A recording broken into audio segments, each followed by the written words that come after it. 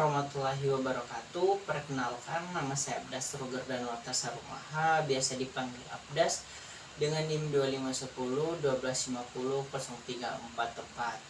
Nah, kali ini kita akan membahas tentang hakikat pembelajaran klasikal. Nah, pembelajaran klasikal ini terdiri menjadi beberapa poin, yaitu satu, pengertian, dua, tujuan, dan ketiganya komponen pendukung. Kita mulai dari yang poin pertama, yang dimana hakikat pembelajaran klasikal ini adalah suatu bentuk yang dilaksanakan oleh guru kepada peserta didik dalam satu kelas secara bersamaan pada waktu yang sama. Nah, dalam pembelajaran ini, guru menjadi pusat kegiatan belajar atau teacher chatter yang disampaikan materi kepada seluruh peserta didik dengan tujuan agar kompetensi yang telah ditetapkan dapat tercapai secara efektif dan efisien.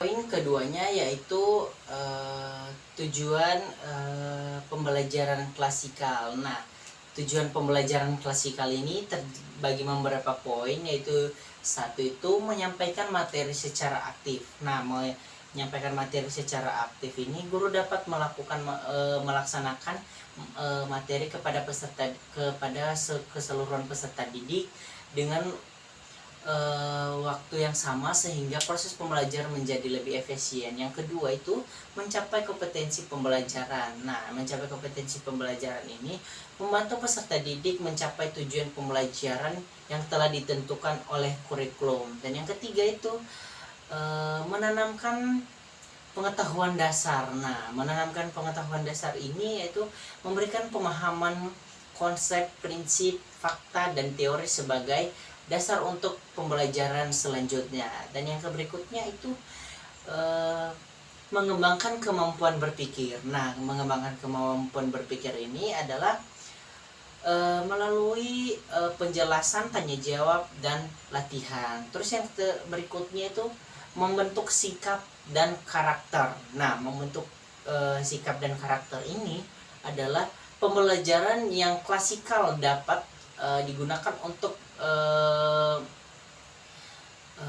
menanamkan nilai disiplin, tanggung jawab, serta kerjasama bagi lingkungan peserta didik. Dan yang terakhirnya itu meningkatkan interaksi pembelajaran. Nah, meningkatkan interaksi pembelajaran ini adalah komunikasi antara guru dan peserta didik melalui kerja sama atau tanya jawab yang disepakati oleh guru. Poin terakhirnya atau poin ketiganya yaitu komponen-komponen pendukung dalam pembelajaran klasikal. Nah, agar pembelajaran klasikal ini berjalan dengan efektif dan efisien, di sini ada diperlukan beberapa komponen yang dapat mendukung pembelajaran itu dapat berjalan lebih efektif dan efisien, yang dimana yaitu yang pertama itu guru. Nah, yang kedua itu peserta didik, yang dimana tanpa peserta didik ini guru tidak bisa menyampaikan pembelajaran berikutnya atau dia tidak bisa menyampaikan pembelajaran. Terus yang ketiga itu tujuan pembelajaran. Nah, tujuan pembelajaran ini diberikan oleh seorang guru, yang dimana setiap proses pembelajaran itu harus memiliki tujuan. Dan yang keempat itu materi pembelajaran. Nah, materi pembelajaran ini disiapkan oleh guru. Nah, kegunaan materi ini supaya ini menjadi bahan atau bekal peserta didik untuk pembelajaran berikutnya.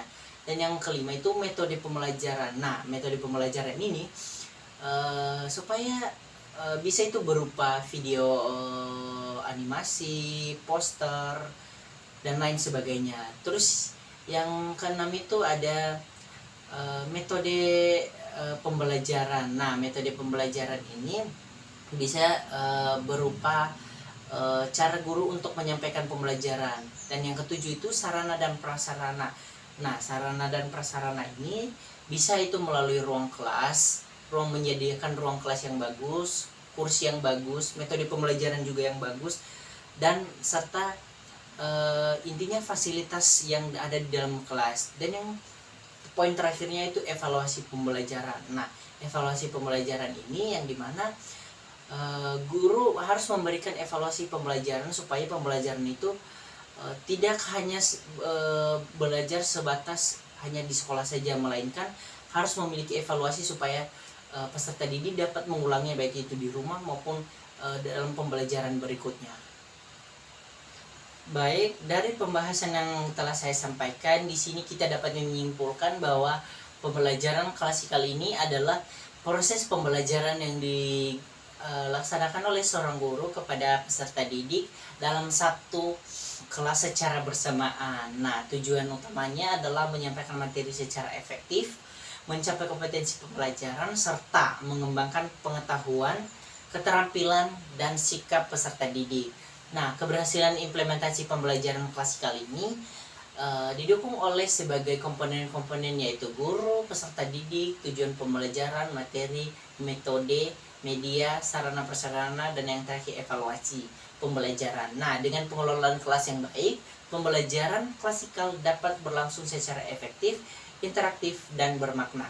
Demikian hasil video resume saya, kurang lebihnya mohon maaf. Wassalamualaikum warahmatullahi wabarakatuh.